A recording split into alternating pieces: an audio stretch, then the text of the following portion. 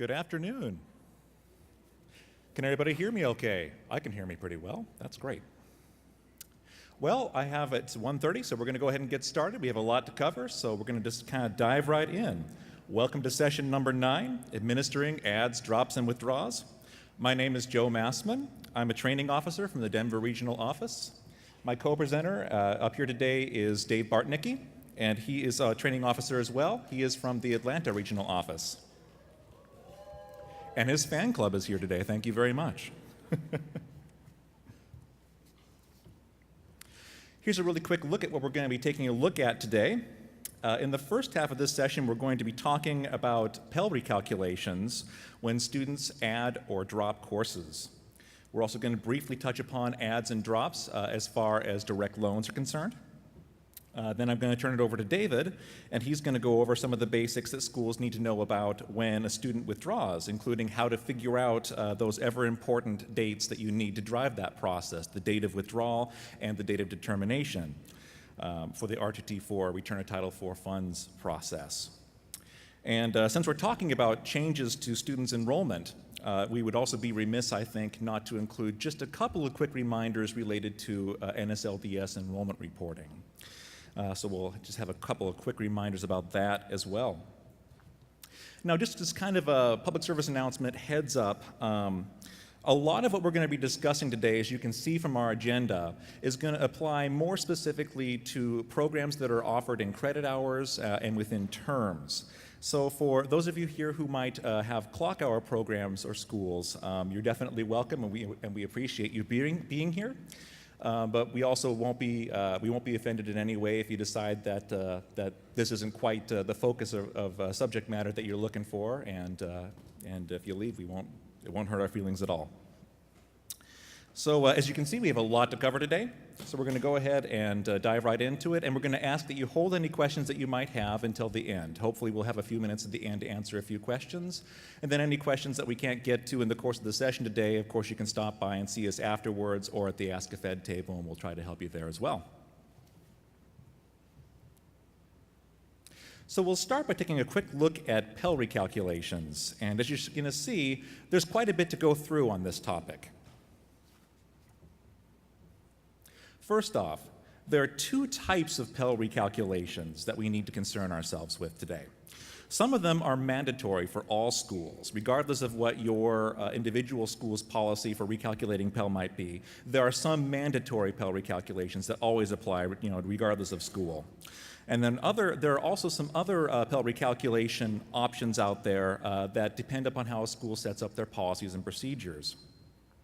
So first we're going to talk about those mandatory Pell recalculations that always apply regardless of school and regardless of policy. Pell must always be recalculated if the student's EFC changes. And Pell must also be recalculated to reflect any changes to enrollment status that may occur in between terms. Now, I think that most of you here, that's long-standing guidance, and most of you here are probably pretty well aware of those things and are on top of that. But where we sometimes hear about schools getting into a little bit of trouble is when it comes to this third bullet point here. A student must also start all of the credits for which their Pell is being paid. And if a student does not start all of the credits that were used to determine their Pell enrollment status, the school is required to perform a mandatory Pell recalculation and to pay that student's Pell ultimately based on the credits in which the student actually established enrollment, actually began attendance. And that's true whether or not modules are involved in your particular program of study, although once you add modules into the mix, it becomes especially important because there tends to be a bit more churn with students adding and dropping classes throughout your term. What this means is that schools need to have some sort of a method in place, a process for tracking and for documenting that students have began attendance in all of their credits that were used to establish Pell. And I want to point out that that requirement has nothing at all to do with whether or not your school is considered to be required to take attendance for R2T4 purposes. This is an entirely separate issue. This is a student eligibility issue. The student has to show up at least one day in their credits in order to be eligible for that Pell. So you want to keep that rule in mind as we go through this session and in general, because it might come up in one or two of the examples today. Now, in addition to the mandatory Pell recalculations, those three big mandatory Pell recalculations that we just discussed on the last slide, schools are also permitted to set up a Pell recalculation date as a means to establish a time frame for students to add or to drop courses and still count for the purposes of determining the student's enrollment status for whatever their final Pell is going to be for that period. Now, schools, as with many things in our Title IV world, schools sometimes use different terms for this to describe the same concept. Sometimes schools will call this their census date, or their freeze date, or their add-drop date, or their Pell add-drop date. And that's fine. You can call it what you want. But for today, just for consistency purposes and to try to minimize confusion as much as we can for you, we're going to use the term Pell recalculation date. The reason for that is that some of those other terms might have different meanings for a student outside of Title IV, for example, with your registrar's office or elsewhere on your campus. Now, as a side note, before we kind of get started with the different Pell recalculation policy options that are available to schools, I want to point out that although most schools do tend to use a Pell recalculation date of some sort in their policies, there are a few schools out there that don't do this. And instead, those schools choose not to recalculate Pell for adds and drops, and instead, would disperse Pell based on the initial Pell calculation, regardless of adds and drops, assuming that the student showed up for all the credits for which they enrolled. It's not very common for schools to have that particular policy, so we're not going to dig into that in detail today. If you do have questions about that, though, we do talk about it a little bit more in the FSA handbook. It would be in Volume 3, Chapter 3.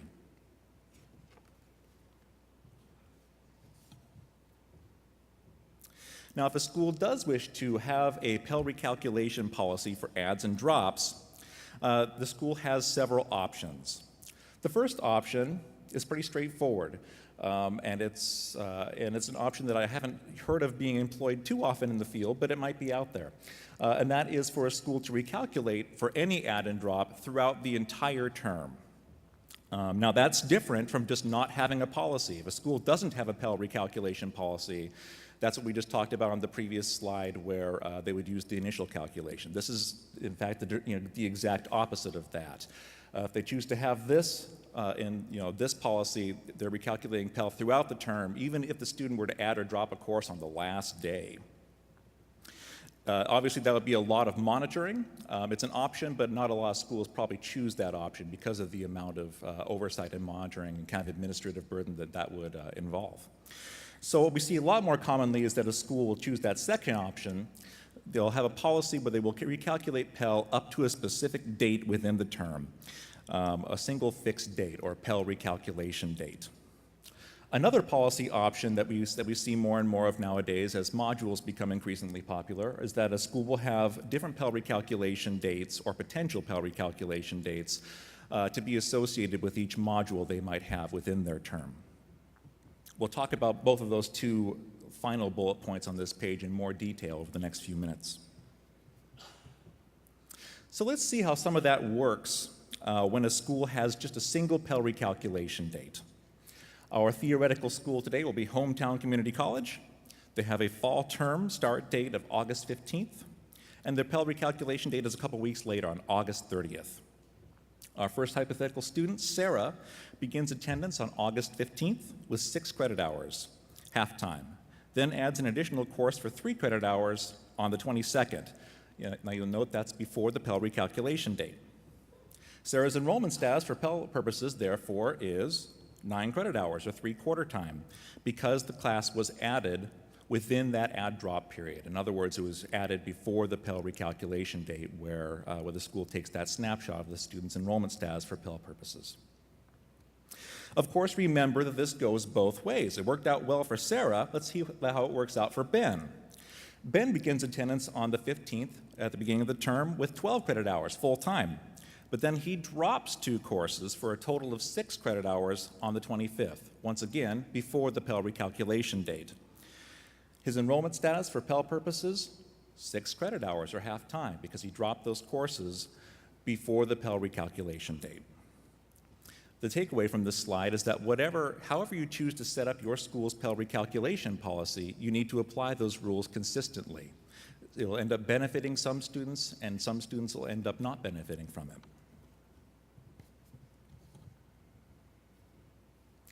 Here are some more examples.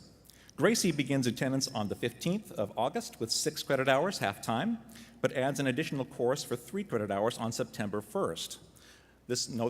Now, this is where it's different. This is after the Pell recalculation date. Gracie's enrollment status remains 6 credit hours for Pell purposes because that class was added after the Pell recalculation date. Every so often I'll get a question from a school, well, our registrar's office made a special exception for this student and allowed her to add this class even though it was past add drop. Does that mean she can get Pell for it? No, because the class was added after your school's Pell recalculation date. Now again, that can go both ways. Joshua begins attendance on August 15th with 12 credit hours, full-time, but drops 2 courses for 6 credit hours on the 1st of September, once again after the school's Pell recalculation date. The enrollment status for Joshua ends up being that full-time 12 credit hours because those classes were dropped 1 day after the Pell recalculation date.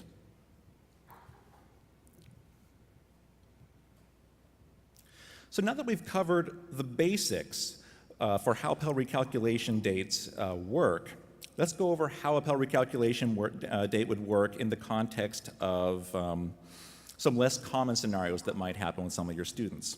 For example, what happens if a student withdraws prior to the Pell recalculation date?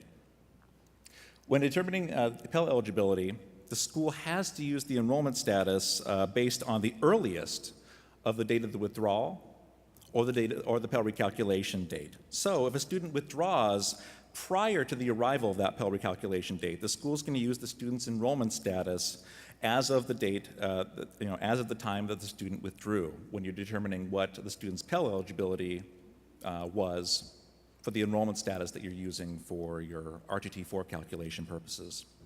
If the student adds a course after the Pell recalculation date and then withdraws, the school would need to base the RTT4 calculation and any post-withdrawal disbursement on the student's enrollment status as of that Pell recalculation date.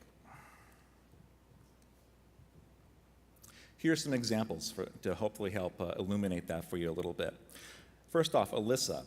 Alyssa begins attendance on August 15th with 6 credit hours, but withdraws on August 22nd before the Pell recalculation date. Alyssa's enrollment status for Pell are going to be 6 credit hours, and that's pretty straightforward. That's very much in line with what we just said on the previous slide there. Another example, Kelsey begins attendance on August 15th with 6 credit hours and then drops 3 credit hours on the 20th, and then finally drops her last 3 remaining credit hours on the 25th. Her enrollment status for Pell purposes is ultimately going to be 3 credit hours. Now, why is that? That's because the first drop wasn't a full and complete withdrawal. At that point, it was within the Pell recalculation period, and it was not a complete withdrawal because the student was still enrolled in attending another course, so it wasn't a withdrawal. It was a schedule change at that point. At the time the student actually withdrew from all of the remaining classes, she was only enrolled in 3 credit hours, so that would be the final enrollment status used in this scenario. Another example, Scott. Scott begins attendance on August 15th with 6 credit hours, but adds 2 courses for an additional 6 credit hours on September 1st, and that's after our Pell recalculation date. Then he drops all of his courses on the 15th of October. His enrollment status for Pell is going to be 6 credit hours. And that's what his RTT4 calculation is going to be based on ultimately too, since he's withdrawn from school.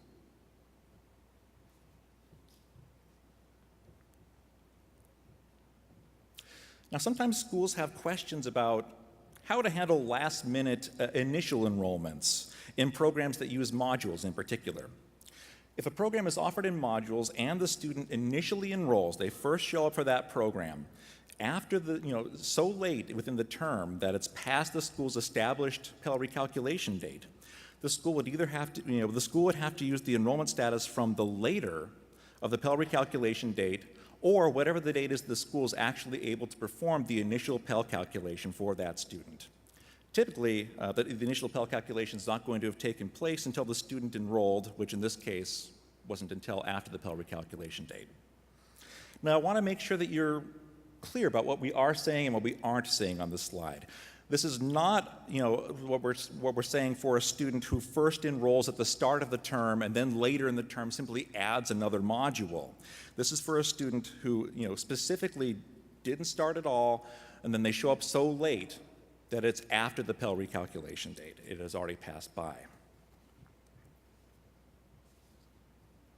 So let's go over some examples here. And we're still talking about the same school. We're still talking about a single Pell recalculation date of August 30th. Our next example here is Paul. Paul does not register or begin attendance at the start of the term, but then later on September 15th, he decides that he wants to enroll in 2 modules for a total of 6 credit hours, or half-time, to start on October 1st. Provided that he begins attendance in both those modules, and remember that's a rule that always applies, a student has to show up for all, at least one day for all the credits used to determine their Pell enrollment status. Provided he begins attendance in both of those modules, his enrollment status for Pell is going to be 6 credit hours. So, even though he enrolled in those courses after the school's established Pell recalculation date, those credits are counted for his enrollment status because it's not a Pell recalculation. That's his initial Pell calculation. The Pell recalculation date doesn't apply here. Now, on the other hand, what if Paul then later on decides he wants to add, maybe say, another course in a 3rd module within the term? Would that count towards his enrollment status? In this school's case, the answer would be no, because there's a single Pell recalculation date, and that would be a recalculation. He's already, he initially established his enrollment with those 6 credits. Anything after that would be a recalculation, and we're past the recalculation date at that point. Here's another example, John. John begins attendance on August 15th with 6 credit hours, half-time, but decides to enroll in a module course for 3 credits on October 1st, the start date of that module. John's enrollment status for Title IV purposes is going to be 6 credit hours, half-time. Now, why is that? Because his initial enrollment was back before the Pell recalculation date. The Pell recalculation date, therefore, is going to apply in this situation, and the course, any courses added after that Pell recalculation date wouldn't be included in his enrollment status for Pell purposes. And of course, that doesn't work out very well for John. So because of situations like this, there's that other Pell recalculation policy option that schools that have modules tend to choose when they have modular programs. And we'll talk about Pell recalculation dates associated with modules in just a minute. But before we get there, we have just one or two more situations that we kind of want to cover with a single Pell recalculation date. Let's go over how to handle late applicants who don't apply for federal student aid until sometime far enough along in the term that it's after the Pell recalculation date for that school. If the student first files their FAFSA later in the payment period and the school subsequently receives their official ICER after the Pell recalculation date, the school would have to, would then need to use the enrollment status from the later of the Pell recalculation date, or whenever it is the school is able to actually perform that initial Pell calculation for that student. In this situation, the initial Pell calculation couldn't have taken place until the school received an ICER with an ed-calculated EFC. In other words, the Pell recalculation date, once again, has nothing to do with that situation because it has to do with recalculations, not with the initial Pell calculation. So let's see how that works. David begins attendance as a full-time student in 12 credit hours, but he didn't fill out his FAFSA form, and therefore he's not initially eligible for Title IV aid. Can't receive aid unless you don't apply, right? On September 2nd, 2017, David finally goes to FAFSA on the web, and on the September, he completes the FAFSA that day. CPS processes it, and on September 5th, the school receives his ICER with an ed-calculated EFC. At that point, the school very quickly goes ahead and does an initial Pell calculation for Dave. David's enrolled in 12 credit hours at that time. Therefore, his enrollment status for Pell purposes is 12 credit hours.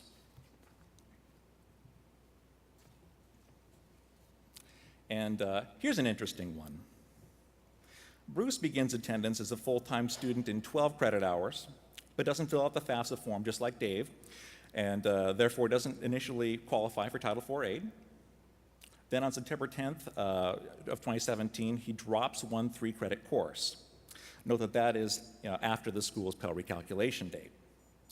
On September 15th, finally, he goes in and does a FAFSA on the web, and on the 17th, the school receives his ICER with an ed-calculated EFC. At that time, the school does the initial Pell calculation for Bruce, and at the time of that initial Pell calculation, he's enrolled in 9 credit hours. He dropped those 3 credits earlier, and so now, when the school's doing their initial calculation, he's only enrolled in 9 credits. Therefore, that's what his enrollment status is going to be for Pell. Remember, the school had to use the later of the Pell recalculation date or the date of the initial Pell calculation. As of the initial calculation date, the student was enrolled in 9 hours. So this is an interesting situation because if you think about it, if in this scenario, if Bruce had applied early, then the Pell recalculation date would have applied, and he would have actually ended up getting full-time Pell instead of only the 3/4 time ultimately. So and this is one situation in which you could actually tell a student it pays to apply early.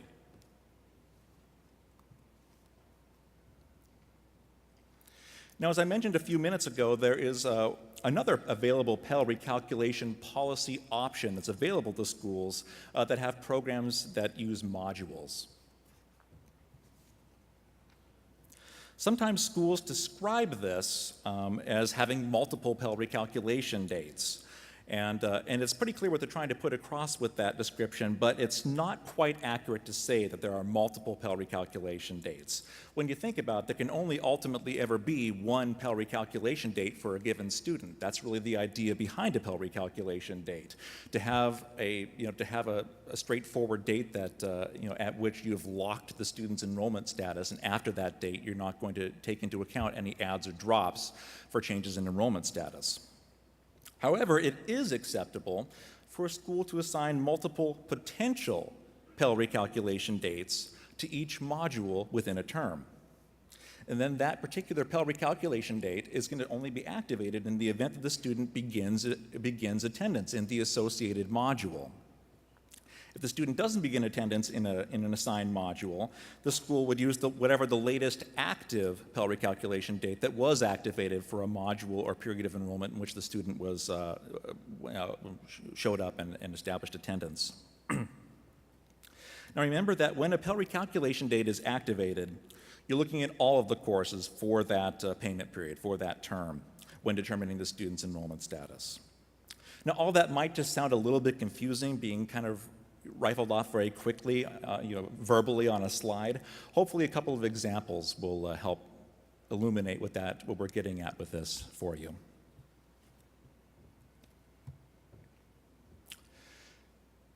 A visual makes this a lot clearer. So we have, once again, we're Hometown Community College. Now we're going to look at a situation where there are multiple potential Pell recalculation dates for modules. You can see that this school has a semester that includes full term courses as well as 2 modules. For full term courses, the Pell recalculation date is September 1st. For students who enroll in Module 1 courses, there's an additional potential Pell recalculation date of August 22nd, and for Module 2, there's a potential Pell recalculation date of October 23rd.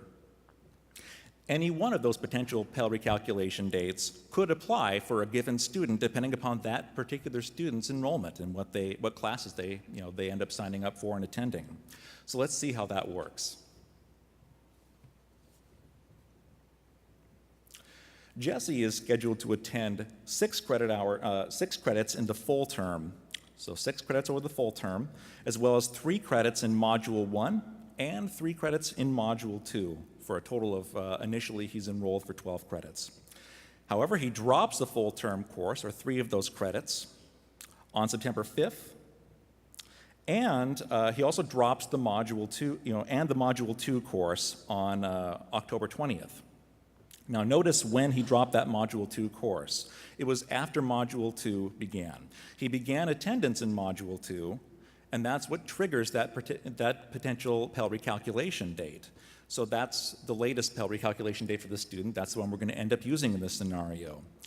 As of October 23rd, that Module 2 Pell recalculation date, he was enrolled in 6 credit hours. So that's what he's ultimately going to be paid for his Pell enrollment status. One more example of this. Just like our previous student, Michelle is also scheduled to attend 6 credits in full-term courses, as well as 3 credits in Module 1 and 3 credits in Module 2. She drops a full-term course on September 5th, and here's where this example is different. She never begins attendance in Module 2. She never even shows up. So since she didn't attend class in Module 2, the September 1 Pell recalculation date for the full-term coursework is going to be the one that's used for this student. The enrollment status is going to ultimately end up being 9 credit hours.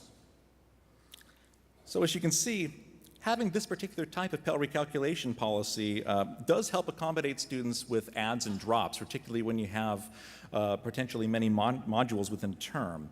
But it also requires quite a bit of work on the back end on your part at the school in order to monitor the students' enrollment, making sure that they're starting all of the classes that they have told you they're going to be starting. And of course, recalculating Pell appropriately for what the student actually does attend.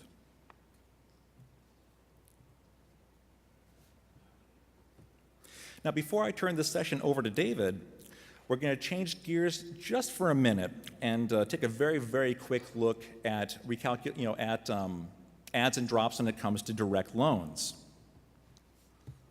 As is very often the case, the rules for loans are different than the rules are when you're administering Pell. And in this case, that's actually a good thing because they're a little bit simpler for you. So Pell recalculation dates don't have any relevance at all when it comes to determining a student's enrollment status for direct loans. That concept is specific to Pell, hence why we're using that term, Pell recalculation date. Once again, we try to keep things as straightforward as we can, despite ourselves. Instead, for direct loans, the school has to determine the student's eligibility at the time of the disbursement. So an otherwise eligible student has to be enrolled at least half-time at the time they receive their direct loan disbursement. Not necessarily attending half-time yet. Perhaps in a module situation, they won't have started all their classes, but they have to be enrolled at least half-time at the time they receive their disbursement. And in order to ultimately be eligible for the direct loan and to get to keep it, as you'll see on the next slide here, the student has to have been enrolled half-time at the time of the disbursement, and they had to have started at least one of their classes. So it's important for the school. To have a process in order to confirm the enrollment status for your student prior to enrollment. Now, as many of you are probably aware, schools can disperse up to 10 days prior to the start of the payment period in certain situations. So how does that work if a student adds or drops courses when it comes to direct loans? A school that disperses direct loan funds prior to the enrollment start date has to ensure the student is scheduled to attend at least half-time prior to making that loan disbursement to the student. And if the student then begins attendance as less than half-time, so long as they at least start a class, that disbursement is considered an eligible disbursement. Even if the student doesn't ultimately end up coming to their other classes and truly attending half-time, they were still scheduled to be at least half-time, and they showed up to at least one class, at least one day, establishing themselves as an eligible student. That student might get themselves in trouble in terms of receiving any future disbursements of that loan. Any subsequent disbursements that might be made within the term couldn't be made unless the student maintains that enrollment status of at least half-time or reestablishes half-time enrollment, as the case may be. So remember, and that does end up putting a responsibility on you at the school. Remember that you have to check the student's enrollment status and eligibility at the time of each loan disbursement. Now, the student can ultimately keep that loan so long as they were enrolled at least half-time and showed up at least one day. they can ultimately keep that loan even if they ultimately end up showing up to school less than half time, because the loan's going to be repaid in accordance with the terms and conditions of the master promissory note that they signed at the beginning of this process, with the exception of if the school is required to return some of their loan funds because the student withdraws and a loan fund is required as part of the R2T4 return of Title IV funds process. So again, the takeaway here is the student has to show up for at least one day in at least one class if they're ultimately going to keep their loan disbursement. Here's what happens if the student doesn't show up at least one day in at least one class. If the student doesn't begin attendance in any classes and the loan was dispersed early, the school has to return any direct loan funds that were credited to the student's account, and that's because the student didn't establish eligibility. They never came to school like they said they would. Now, note that this only applies to what you at the school kept towards the student's account. For any remaining loan funds that were dispersed directly to the student, perhaps a credit balance, the school must notify the appropriate loan servicer, and then the servicer is going to turn that around and make a 30-day demand letter to the student. And that's really what there is to say when it comes to adds and drops or direct loans. Quite a bit less in terms of moving parts than for Pell recalculations, as you can see. At this time, I'm going to go ahead and turn over the mic to my colleague David, and he's going to talk to you about withdrawals. Do you have to, Joe? All right. Well, good afternoon, everyone. My name is David Bartnicki, training officer out of the Atlanta Regional Office, and I am ecstatic to be here today talking about federal rules and regulations. Now, some of you might be saying, my God, this guy is crazy. He must be a Fed. But actually, if I wasn't here, guess where I'd be? I'd be surrounded with 1,000 of your colleagues at the Ask a Fed desk. So this is relaxing for me to sit up here and present in front of hundreds of people, because otherwise I would be down there, and you will find me there throughout the week answering questions. And that's just a good plug as well. We do have limited times in all of these sessions, and we can't address all of your concerns, but don't forget we're there to help you. So come down, get to know some of the different training officers, and we'll be glad to address some of your questions. In addition to that, we can't address everything in every session. I'm about to pique your interest about withdrawals, but I'm not going to have time to go into all of the information that you need to have. However, we do have at this conference 2 other sessions that all they talk about is return to Title IV. Session 22 are for those just getting their feet wet, right? You've been advanced to the next level, and your boss said you can now handle R2T4, then that might be the session for you. For those of you that have been doing it for a while and you want to find out some of those unique situations, then we have an advanced session, right? For some of us that are just a little bit off and like R2T4 and want to know a little bit more about behind the scenes, session 23 goes into the advanced. So take a look at those if you have any interest in that. Now, some of you will say, well, Joe just talked about Pell recalculations. He was talking about disbursement issues with loans. What the heck does withdrawals have to do with this? Well, remember what the session began with, adds and drops, and how that impacts aid. Well, what if a student drops and drops and drops and drops one more and there's nothing else to drop? He's dropped. Does that ever happen at your school? Has anyone ever dropped every course they're in? And we have a little rule around that when there's Title IV. And so we just wanted to touch on some of the basic concepts around some of the withdrawals, because it is key to remember when students are dropping, if they don't stop, then some of this will apply. And there are definitely some questions around that. For my credit hour programs, it's when a student does not complete all of the days they're scheduled to attend. Okay. For my clock hours, it's when they don't complete all the hours or weeks for which they're scheduled to attend. And we have our specific rules and regulations around that. For some of you that also have non-term or non-standard, God bless you. How many community colleges do we have out there? I just love my community. You guys see it all. You know, I'm going to give you a shout out because I would never take your job. So.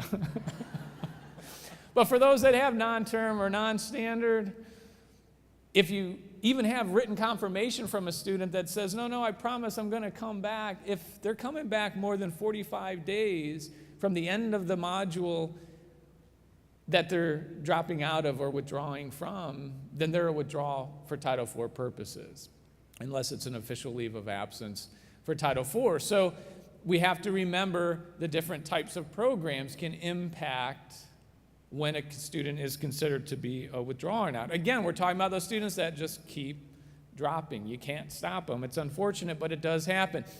And remember, this slide's real important because we do have situations where students will be taking a variety of coursework.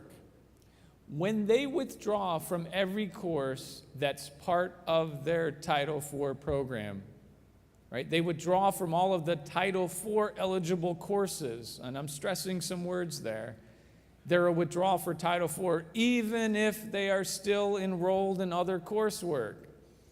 So we have situations where I'm taking 12 hours, I'm full-time, life's good, but I'm auditing a class over here. That's not eligible for Title IV-8. Oh, I'm taking this other course over here because my advisor told me to, but it's not part of my program, or I want to better myself because that's just who I am. And I'm going to take this other course because you guys offer so many wonderful courses on campus. Well, if I'm only enrolled in 6 hours that are part of my Title IV program, and those other 6 hours are not part of my program, I'm auditing or they're just out there for the sake of taking them, but they're not part of my program, then I'm a withdrawal for Title IV. I've completely withdrawn from all of my Title IV eligible courses. So my question to you, or my charge to you, is how do you in financial aid know, or better yet, how does your school know? Because let's not put it all on financial aid. Now, other offices want to dump it on you, but it is not just financial aid. How do you know? How does your school know when they're considered a withdrawal for Title IV purposes? And one of the biggest challenges are those courses that don't apply to the program, right? You know that's an issue in financial aid because we've been telling you. Do the other offices know? Do other officials understand the importance of that? Do the advisors and the mentors that are working with the students understand that course might be really great for that student, and it might really help them in the long run when they pursue further degrees, but it does impact financial aid, and the student should know that, and the advisor should know that as well. Withdrawal dates. There's 2 key dates when we're talking about withdrawals. If that student continues to drop, eventually we may have a withdrawal date. That is the date that determines the percentage of Title IV aid earned. That's a key date. How much did I earn as a student? If I attend 1 day, I've started earning Title IV aid. And we need to know how much did they earn. What's the magic percentage we always wish they've earned beyond? Yeah, you guys know that. Those new calendars come out, you're immediately looking at dates and calculating percentages.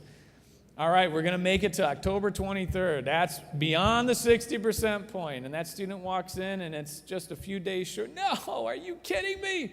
I'm going to drive you to school for the next few days. We are hitting that 60% mark, my friend. We can do it. But we want the date that most accurately reflects the withdrawal of that student. But for the attendance purposes, what did they actually earn in that process? We don't want the date that maximizes aid or minimizes aid. We're really looking for what is the most accurate date for our purposes. And in this process, we have a way to come up with those dates depending on whether you're required to take attendance or not required to take attendance. And we have specific rules around this. If you're required to take attendance, one of the ways is if an outside entity, like a crediting body, like a state agency, says you must take attendance. Or if you, the school, have a policy. Now, my friends, I'll tell you, I get lots of questions that come up, and it's amazing at times. And they'll send me their policy. The school sends me, says, Dave, are we required to take attendance? They're asking me to read their policy to find out if they're required to take attendance. I said, I don't know, but I'll find someone to do that. It's a different office than me, so. Guys, it should be clear. If you don't know, that's a problem. Because if you're unsure, it means other offices are unsure, your students are unsure. Remember that being required to take attendance could be just for a program. It could be for a department. It could be for the whole school. So I asked my financial aid folks, make sure you've talked to academics, that you understand, are there any school requirements to take attendance? Right? If the whole engineering department requires attendance, then there's going to be times where you need to be looking at attendance records. It's a school requirement. There's not an option for those teachers. This last bullet here is also important to remember, because a lot of times when we think of school policies, we think of, it formally says, all professors must take attendance for our students at all times for all programs. But sometimes you have a policy that dictates attendance taking. It doesn't quite come out and say you must take attendance. I had a school where they said to all the teachers across the board, you must drop a student from your course if they miss more than 8 days. Well, if you tell me as a teacher to do that, how am I tracking that? Right? By default, you may end up creating a policy that requires you to be attendance taking. So just keep that in mind as well. If someone asks me in schools, dude, Dave, we're debating, should we do attendance, should we not take attendance? If I was at a school and I could, I would take attendance. I think it's the easiest, most accurate way to track our students. But I also know what reality is. If you require attendance, please make sure your school officials understand that that means those attendance records are up to date, accurate, and appropriate. Because if a reviewer comes in and that attendance record is off, and we can't trust the records, well, it throws it out the window. Then we'll have additional concerns about how do we properly handle these students who have withdrawn, or how do we know what those dates are? So that becomes real key. But if you take attendance, what's the withdrawal date? It's the last date of attendance from the attendance records. There's no ifs, ands, or buts. It's there for you. It's very specific, very concrete. So it helps from that standpoint.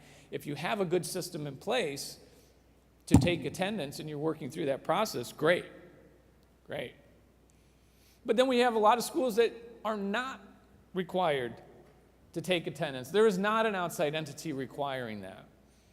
You, the school, do not have a formal policy. Right? A lot of my traditional credit hour type schools often are not required to take attendance. Great, that's fine. There's no requirement to. By the way, modules don't dictate attendance. Okay, I often get questions around that. Online programs don't ultimately dictate attendance or not. Follow the rules that we've set up in our regulations around required to take attendance, not required to take attendance. If you're not required to take attendance, then we're looking at official withdrawal dates versus unofficial. If someone officially withdraws, then we give you guidance that says it's when they begin your process. My friends, you may have to have a discussion with your registrar. Some of them define begin as end. Now, they might be trying to use a federal dictionary, but we don't even go that far, right? So what is that begin process? You have to define that. So talk to the folks involved in this process. What does that look like at your campus? Is it when they pick up forms? Is there a way to record that? Is it when they start the process and reach out to that first official office to begin the process? What is that? Because it could be a fair amount of time before the end occurs. And even though your registrar might say, well, this is when we, the school, officially consider him to be withdrawn, for Title IV, it's when it began. That's the withdrawal date. Okay. Not only that, what if they officially notify? In your policies and procedures, in your consumer information, right? There's just a few things we ask you to put out there for your students and families, right? One of them is you have to tell them what is the official withdrawal process and what is the office or offices that officially handle withdrawals, right? So you can't have a policy that says the only way to officially withdraw is X. It must be in writing. For our purposes, if that student calls up the office that handles withdrawals and says, hello, this is David Bartnicki, and I'm student ID, blah, blah, blah. I am officially withdrawing today completely from all courses. Thank you very much. Goodbye. Right? If it's clear David's gone, he just officially withdrew. And you would have to have a way to track that and to capture that. If I send an official email to the official office and it's clear I'm withdrawing, then the school needs to have a way to capture that in that process. If you get both, if they begin the official process and they officially take the earlier date. Right? Now, with that set in mind, sometimes there are some special circumstances. You do, unfortunately, have students that withdraw circumstances outside their control. Illness, accidents, things of that nature. If you later find out, oh, that's why David didn't talk to us because he was in a serious accident and he's been gone for several weeks, you can go back and use the date that best reflects the situation as their withdrawal date. That's perfectly fine. You may also have situations where you withdraw them. I'm going to give you a little secret. When you withdraw a student, they're withdrawn. I have schools that fight me on that. They say, no, Dave, the student didn't initiate the withdrawal, so therefore he never really withdrew. Whoa. Now, it's a good trying to use that kind of reverse psychology on me. But you completely withdrew the student from all of his courses. Guess what? He's withdrawn for Title IV. And guess what? You know when it happened because you did it. Right? So you have that process. So remember, an administrative withdrawal is an official withdrawal for Title IV purposes. When a student unfortunately passes away, this does happen, they are withdrawn for Title IV purposes. I wish we had some other potential rules around that gave exceptions. We don't. When a student passes away, you must do R2T4. If you, the school, owe money back, it has to be returned. If the student owes funds, they don't have to return. Their estate does not have to return those funds. Appendix C in our 1718 FSA handbook does a great job of walking through different scenarios when a student passes away. There's different requirements in other areas, not just R2T4. So take a look at Appendix C if you have questions about that. But when a student does pass away, his withdrawal date won't be any later than what the date of death is. It might be earlier if he officially withdrew and then later, unfortunately, passed away, but it wouldn't be later than that.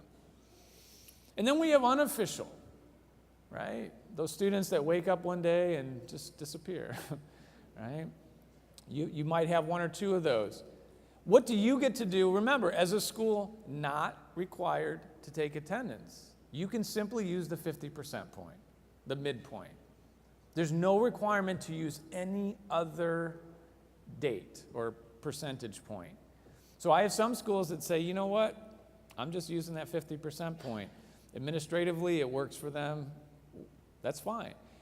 If you want to try and find another date, an actual last date of attendance, you are free to always do so, whether it's an official withdrawal or an unofficial withdrawal.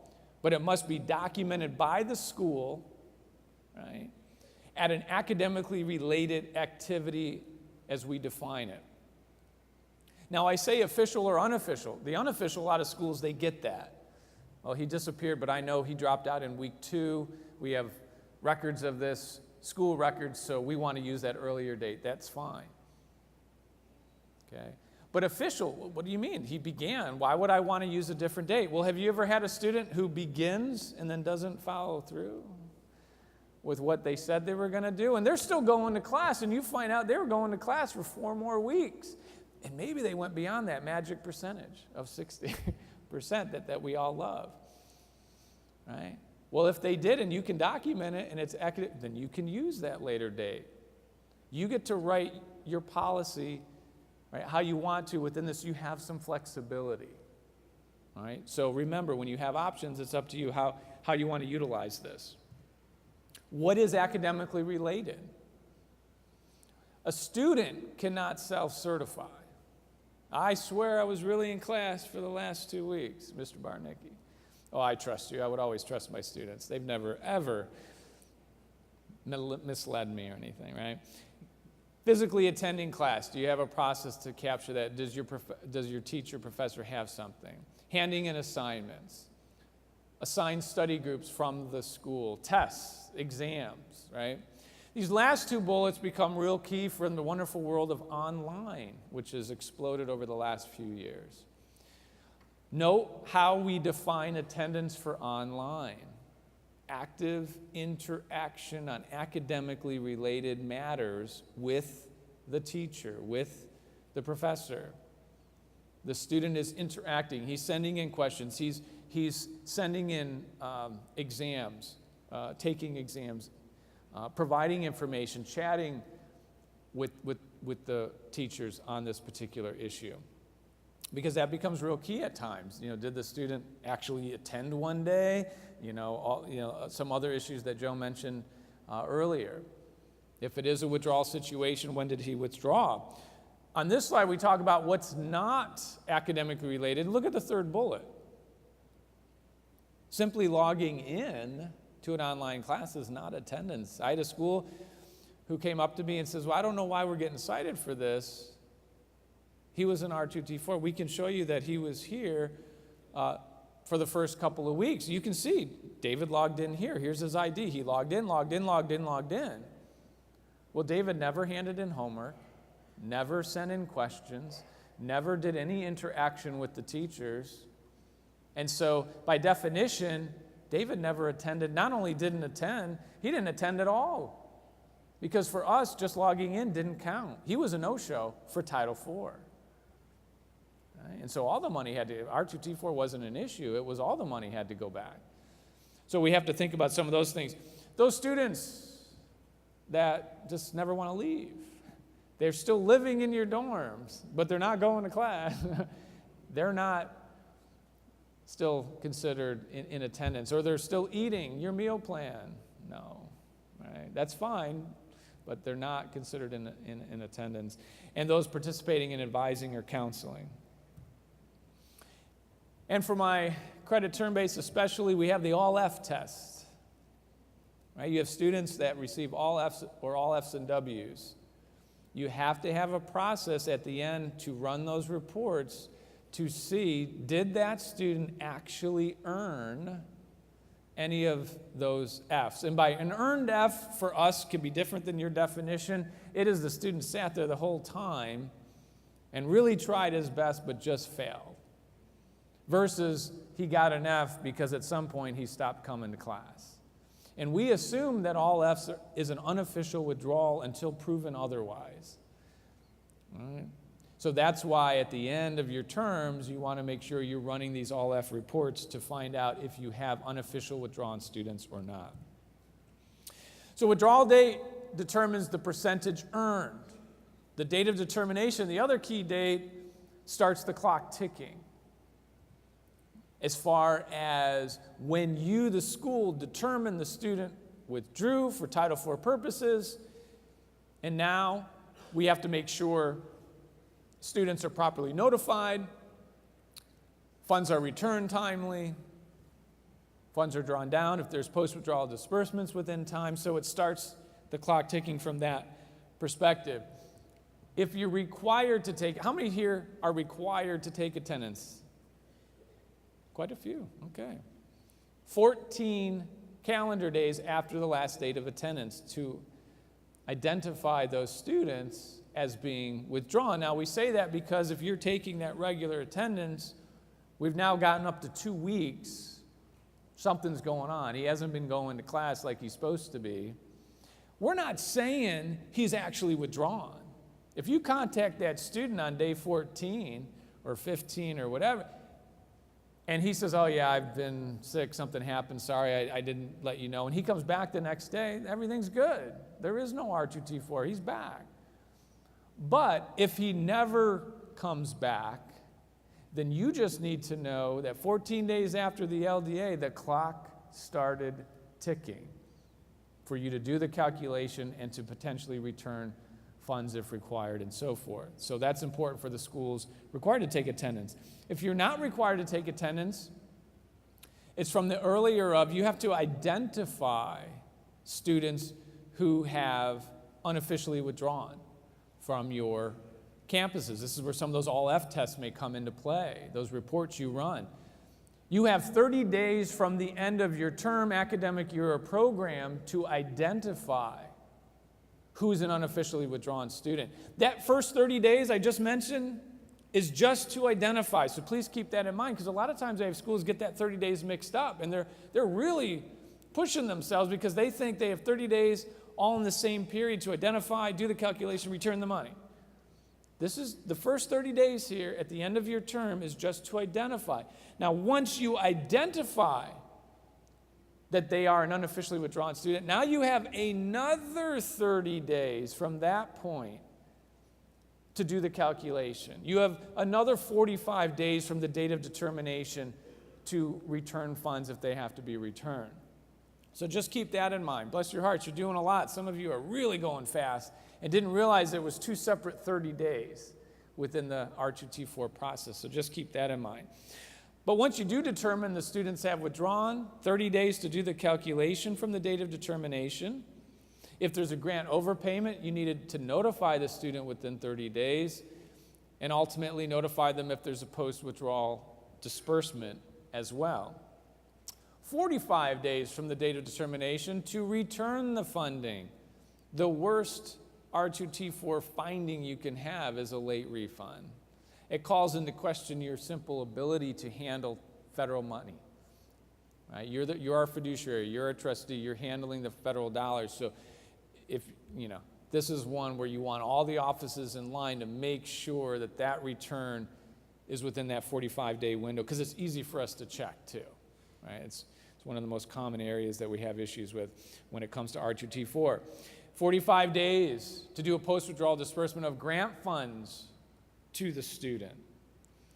And finally, 180 days from the date of determination to either credit grant funds to cover your outstanding institutional costs or to credit loan funds or ultimately get loan funds to the student, assuming you got what? Confirmation. Remember, with post-withdrawal disbursements, the student and or parent must give confirmation for you to actually go out there and draw down the loan funds and disperse them. And then finally, as Joe mentioned, we would cover a little bit on enrollment reporting. I will tell you we have a session on NSLDS and enrollment, session 13. We'll go into a lot more detail. But again, when someone starts dropping or adding courses and their enrollment status changes or they completely withdraw, that impacts enrollment. So it's definitely related. And we wanted to remind you when that enrollment reporting report comes in through NSLDS, whether it's to you or your servicer, 60 days. Now, we recently said in an October 5th electronic announcement, it's every other month.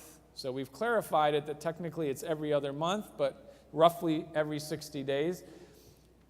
So you're getting this report several times throughout the year, 15 calendar days to respond back, to get it back to us. And we're tracking that. And it's easy for us to track this information. It's easy for auditors and reviewers to track that. This is now, in part, enrollment reporting being late or incorrect statuses being input into NSLDS, not only the number one finding for program reviews, but the number one finding for audits in the last fiscal year 2016. All right? It surpassed some findings we've had at number one for the longest time.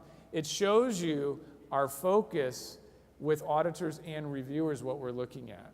It's easy to check, right? And it's something that we have a focus on and something we're concerned with, and we want all of our schools to be getting that data in properly. And of course, we have 10 days if there is an error to make any corrections. Right, here's all those different statuses. So when Joe was talking about adds and drops and people adjusting, well, their status could change. And that becomes real important when we're talking about SULA, or we're talking about grace periods and loan deferments. So am I half-time? Am I three-quarter? Am I below half-time? Have I now withdrawn? So we've got to make sure. And a lot of this is not financial aid. You have another office, registrar or some other office handling this, but they often aren't going to training like this, or they're not going to sessions on NSLDS. We're hearing some of the information, so I just hope we're getting that information back to the offices that need to hear that. From a compliance perspective, it's important to note that you have that 15 days, right, where hopefully you're returning that report back to us, updated, certified, everything's great. But if we haven't got it by day 22, we send out a little letter, right? We do like our compliance letters, and it's important. Hey, did you forget something? We need this.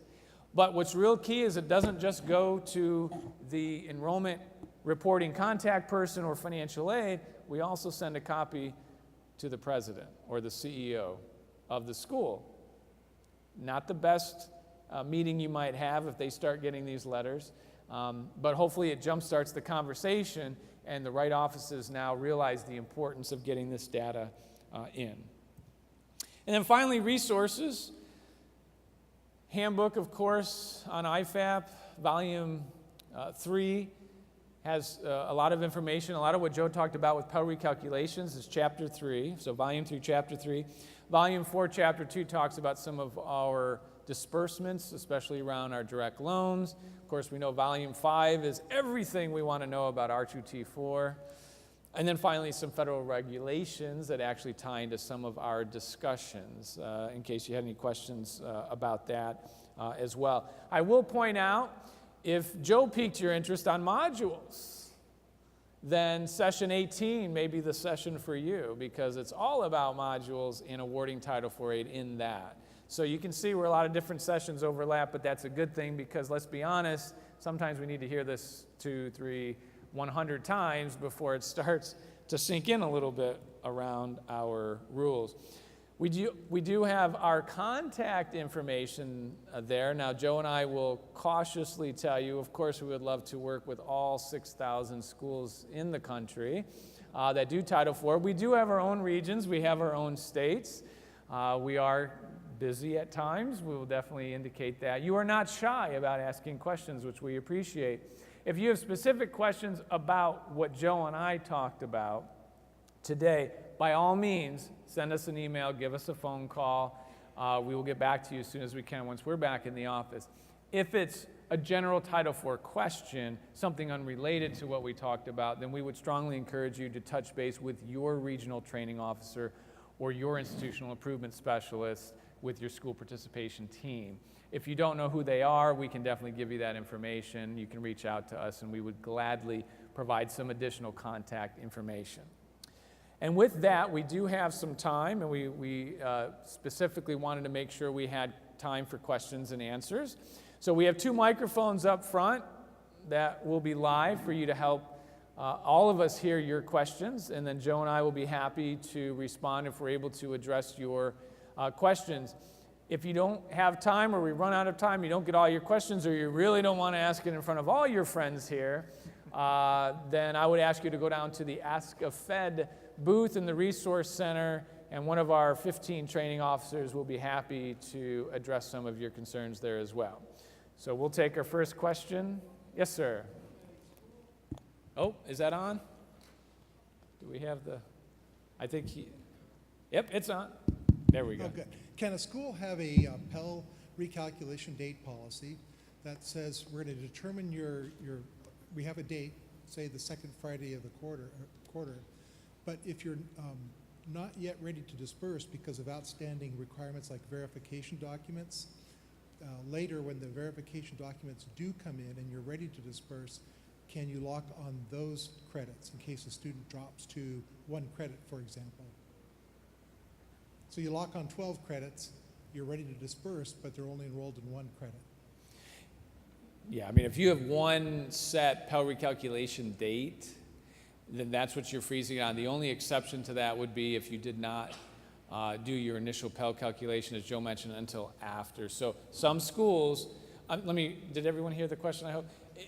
If verification is done after your Pell recalculation date, I have schools that will say, we don't consider the initial Pell calc to have taken place until verification is completed, and that's perfectly fine. If you do that, it means the later of the 2 dates, in this case, would be when you do the initial Pell calc when verification is fine, and you could freeze it at that point. Yeah. Hello. Hello. We disperse funding 10 days prior to school beginning. So if we have a student that we determined did not attend 1 day of class, so all of their money has to be returned, Does it matter the order of the funding to send a letter of demand to the lender? For example, if the student had a $5,000 bill, they had a $5,000 Pell Grant, and then a loan, but the loan hit first, I have to send all the Pell back because they're not eligible. Does that order of disbursement matter when sending the letter of demand to the lender? So could I, if the Pell Grant funding in essence covered the entire bill, but the loan hit first? My understanding is that in that situation, the order of disbursement wouldn't matter. There's a Title IV, it's just one Title IV credit balance. Okay, perfect, Right. thank you. Good question. Yes, ma'am. Hi, I don't know if this is a dumb question, but on the example that you gave, the student was enrolled for 6 units, then the Pell recalculation, the student changed to 3 units, but the student withdrew before the Pell recalculation date. So the student withdrew. On the return of Title IV, do I use the disbursed amount on the 3 units and the ineligible amount difference is ineligible?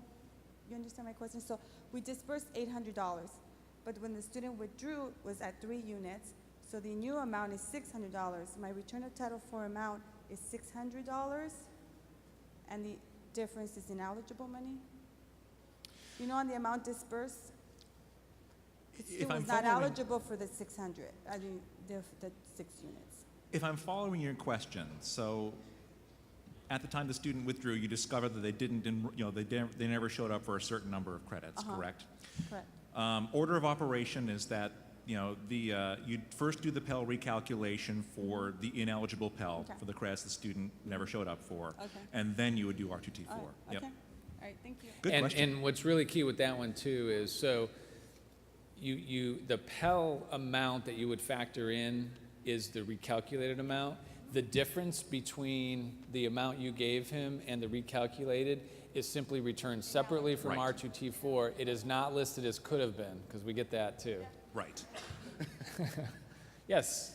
Okay, so in one of your examples, you had a student that started out in 6, withdrew to 3 before Pell Recalc. You still awarded them for 6. Is that correct? I'm sorry, could you repeat that? Yes. In one of your examples, the student originally started at 6 credits, Yes. withdrew before Pell Recalc from 3 credits. But you're saying they were still eligible for 6 credits worth of funding. Do you know which example that was? It was one of the very first ones. Well, we're going to have to redo the whole session right now, bro. Which slide? Slide 10, all right. Does this, Yes, that very first one, Alyssa. is it Very first Kelsey? one. Kelsey? Whoop. No, Alyssa. Alyssa. Alyssa, all right, begins at 10. So she begins on the first day of the term in 6 credit hours. She withdraws on the 22nd, which is before the Pell recalculation date. So her enrollment status that you're going to be using for the purposes of of the Pell that you're going to use to, to crunch the numbers for R2T4 is going to be that half time, because she withdrew from those 6 credits all at once. She was half time up until she withdrew. Yeah, so And the key there is you're going to use the enrollment status of the earlier of Right. the later of when the student withdrew. It's the earlier, Or the of earlier date when the of student withdrawal. withdrew or the Pell recalculation date. In this case, the student withdrew before the Pell recalculation date. Right. Yeah. So they're still eligible to get funded for that class. For both of them, 6 credits. Right. Even though- They even earn some though- portion. Obviously, some of that's going to be going back as part of R2T4, but the But Pell if she stays in the other 3 credits, then R2T4 won't be calculated, correct? for Alyssa in this example, Alyssa withdrew from everything at the same time. from everything. She started in 6 and then withdrew from 6. Oh, okay, my misunderstanding. I think Got it. And Yeah, what's, 'cause- where this comes up too is because there are schools out there that if you look at this, and that's why it's key, it's the earlier of the withdrawal date or the Pell recalculation date, what is it? Is in this example with Alyssa, there's schools out there, and I get where they're coming from logic. They want to say, well, Dave, as of August 30th, they're not enrolled at all. They can't get any Pell money because it's 0. right? My enrollment status is 0, and we're saying, no, we don't want to be that harsh. You got to remember, what were they when they withdrew? Oh, 6 hours? Then they earned, for those number of days they were there, they've earned up to a percentage of the halftime Pell. Yeah. Okay, thank you. Great. We have about 5 minutes if there's any other questions. Yes. Okay, at one point you were talking about withdrawing, basically the student lets somebody know, and that we couldn't have just one policy that says there's only one way to do it. Can you cover again how tightly, like, do anybody can know, or no. can we say So specific people know? Yeah, it's a good question. So you need to define what your official withdrawal policy is and what office or offices, designated officials, will handle that. It could be just one office, it could be some multiple offices, but make it clear to the student, if you want to withdraw, you need to contact the registrar or financial aid or whoever. If they contact the right office and it's clear that I'm completely withdrawing, then we would say that was official notification. If they call up and they're wishy-washy, well, I'm not sure, then no, he hasn't. And hopefully that person will tell them, well, when you do decide, here's the form, or go out to this website, or call us, or whatever. If they tell their teacher, and academics is not the official office to collect it, and the teacher knows, we hope the teacher might inform the other offices, hey, this student might be withdrawn. But that's not an official withdrawal. If that teacher's not the designated office for withdrawals, then we would not consider him to have notified you. Yeah. Okay, thank you. One other quick thing. Are we exposing ourselves by attempting to ascertain a last date of enrollment academic activity as opposed to just going with the 50%? Because it seems to me if we try to do that, you said we needed to be able to document. So it seems to me we're also then exposing ourselves if our documentation is not sufficient. Does that make sense? Yeah, I mean, it's possible. Ultimately, you are right. You want to be comfortable with the school documentation to support it.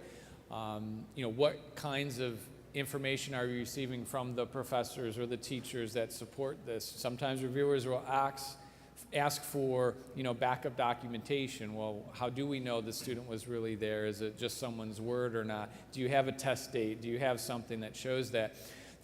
What I just try to stress to my schools not required to take attendance is just remember, at the end of the day, all you're required by us is the 50% point. So I have some schools that were running around trying to get the LDAs because they really felt, well, I have to. And I said, well, who's telling you you have to? Because we're not. So it really, depends upon what you feel you're able to do. And I have schools that have policies that say we will use the 50% point unless we can find an appropriate LDA based upon school records. So sometimes some students, they're able to get very clear documentation, and sometimes they're not comfortable with it, so they'll go with the 50%, and that's okay because that's how they wrote their policy. Yeah. Okay. Could you actually say, to expand on that a little, could you say unless the student provides documentation so that you're not necessarily having to go out to look for it? Well, the student can't self-certify, so it would have to be school documentation ultimately through your system or so whatever the student provides wouldn't necessarily meet that because, yeah. Okay, Yeah. thanks. So, yeah. Any other questions? Going once? Going twice. We won't keep you any longer. Lots of good sessions out there. And of course, if you still have some, there is the Ask a Fed resource booth, and we hope to see you down there if you do have any questions. Thanks very much. On behalf of Joe and I, enjoy the rest of the conference.